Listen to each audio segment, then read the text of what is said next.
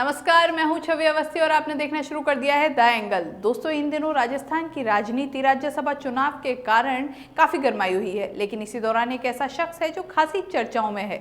और इस शख्स की खासियत ये है कि ये ना सिर्फ प्रदेश में बल्कि राष्ट्रीय स्तर के बड़े बड़े दिग्गज नेता, चाहे वो प्रधानमंत्री नरेंद्र मोदी हो या गृह मंत्री अमित शाह, उनको भी कई बार शिकस्त दे चुके हैं।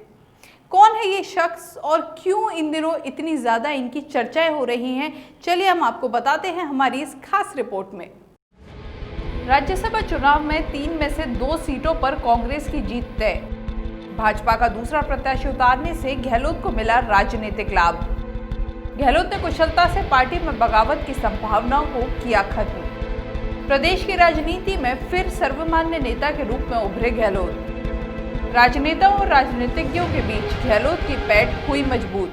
राजनीति में नई शुरुआत करने वाला व्यक्ति भी आसानी से समझ सकता है कि राज्यसभा की 3 में से 2 सीटों पर कांग्रेस की विजय सुनिश्चित है, क्योंकि कहा जाता है कि उसे अपनी पार्टी और समर्थक निर्दलीय विधायकों सहित 120 से अधिक विधायकों का समर्थन हासिल है।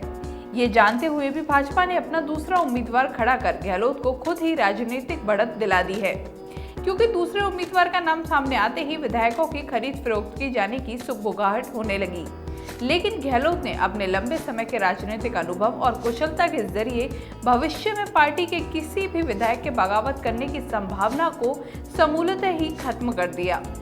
वहीं इसी बहाने से राजस्थान में वे फिर से कांग्रेस के सर्वमान्य नेता के रूप में उभरे हैं और सभी राजनेताओं, राजनीतिक विश्लेषकों और राजनीति की समझ रखने वालों के बीच अपनी पैठ को और मजबूत करने में कामयाब रहे हैं। दूसरी ओर वे एक बार फिर कांग्रेस के वफादार सैनिक साबित हुए हैं। इसके अलावा आर्थिक मंदी के चलते कमजोर होती देश की आर्थिक स्थिति, जीडीपी में गिरावट जैसे कई आर्थिक मुद्दों पर केंद्र की मोदी सरकार को घेर कर वे अपनी कुशलता साबित कर चुके हैं।